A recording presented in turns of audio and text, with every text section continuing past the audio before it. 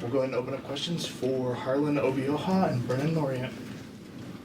Brenen, just start the career night. Just what worked so well? Man, my teammates, they helped me out a lot tonight.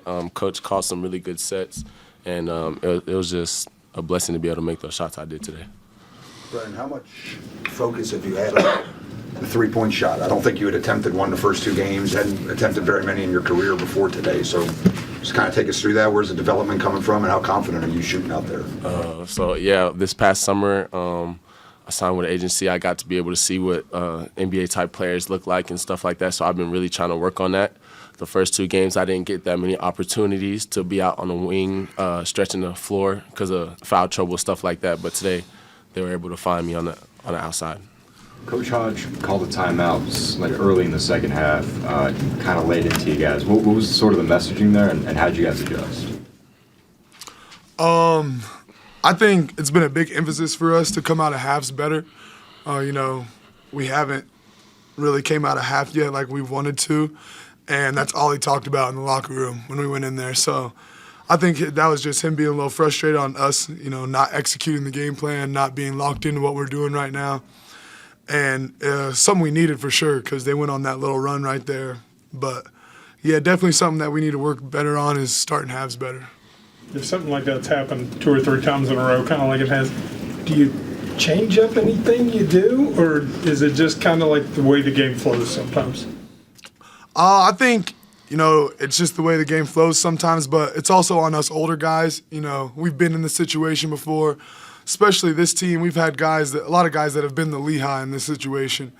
And so, that feeling of nothing to lose, you're coming in here just playing free. And so us knowing that, we've got to be better about communicating that with the young guys and knowing what to expect to come out there in the second half. A lot of adjustments are made at halftime. Is it maybe information overload or can you pinpoint something? I don't think it's information overload. I think it's us, unlocking a little bit, not staying to that pinpoint focus we are at the beginning of the game. And, like I just said, I think that goes back a little bit on our leadership of our older guys and just showing them how that is and what it looks like to do it the right way.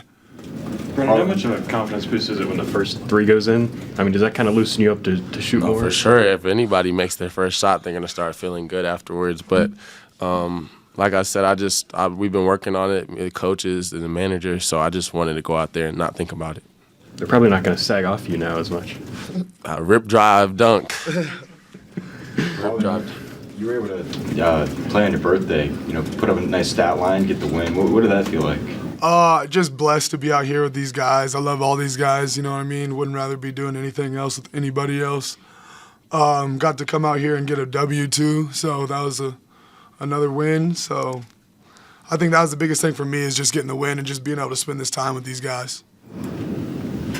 When you guys come up here for the post games, there was a lot of joking, a lot of smiling. Just talk about the chemistry of this team. I mean, I've been on some pretty good teams and some where players don't hang out that much. So this team, I feel like it didn't take long for us to get the joke in and having fun. And we all just want a common goal. We're just trying to win. This is most of our last year. So we really want to put our all into it because we don't want to live with regrets afterwards. Harlan, they scored on their first possession on a little backdoor cut. And that's something Coach has mentioned a couple times already. And then after that, you guys kind of shut them down. So when you give up something like that early that's kind of been the focus, does that really just kind of lock you in like, oh, okay, like we can't do that now? Yeah, I think a lot of the times, too, on those backdoor cuts, we're trying to be so aggressive and trying to force so many turnovers that, we overplay it at times. And so I don't think, those are like focus lapses, more of just, playing a little too hard in the situation instead of playing smarter. So I think, we got backdoor and he kind of realized that was going to be their game plan and we kind of just settled in on the defensive end. Harlan, kind of another side of a back cut story, I guess. You're at the foul very early in the game, might have been the second bucket of the game. You're just at the foul line, maybe a step below. You kind of throw that no-look pass to Brenen. I mean, you kind of came in here saying you were a pass-first guy. I guess maybe that was kind of an example of it, I guess, right? Yeah, it's so easy playing with this guy right here, you know what I mean? Like, especially when he's shooting the ball like this, 3 for 4 from the 3. where they have to respect it. And then his ability to cut behind people's heads and then his finishing ability, it makes me look a lot better. So I think, playing with guys like him helps that a lot too. But yeah, just being myself, I think, you know what I mean? Just adding that part of my game here too. I mean, Brenen, 7-footers aren't supposed to be throwing no-look passes, though. No, they're not, man. He's trying to downplay his game a little bit. He's a great. He sees things that at a much high rate, very fast processor. So, H.O.'s a great passer for his size and his ability, and it's one of the tools we're going to be using going forward. That being said, how has the game slowed down for you that you can see maybe 1 or 2 steps ahead?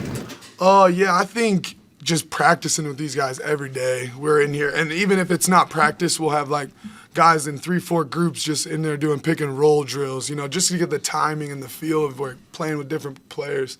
So I think just the willingness to do that as a team has opened it up in the game. You're not sped up. You're not seeing nothing that you haven't seen before. You guys have played 3 games so far. Where are the areas you have to get the most better, I guess? Oh, I think we have to rebound a lot better.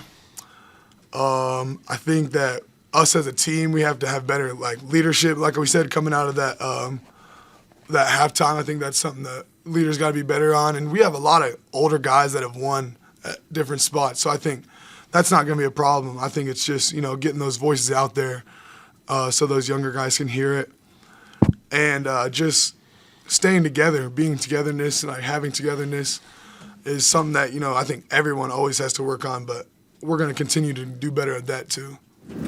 If I could ask you guys a question about Jenkins.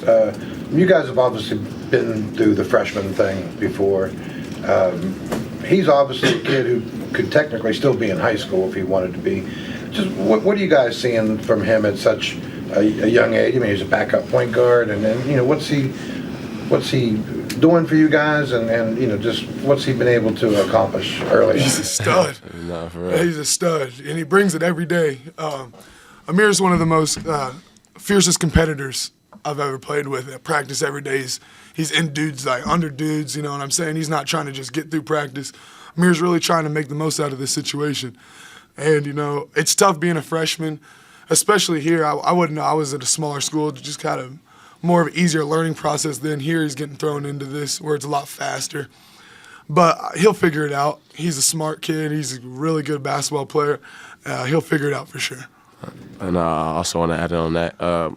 He's a very willing learner. I think that's one of the biggest things freshmen have to adjust to, because you go from being at the top to almost being at the bottom. So he's a willing learner, and he works really hard every day. You know what I mean? And he also has a great role model, Jasper Floyd. You know what I'm saying? He's a very smart player. He can learn on those little things in the game of being a point guard. So he's gonna be a great player, and he just keep working. He'll be great. He has kind of a different year. That's all we got, guys. Appreciate you. Appreciate y'all.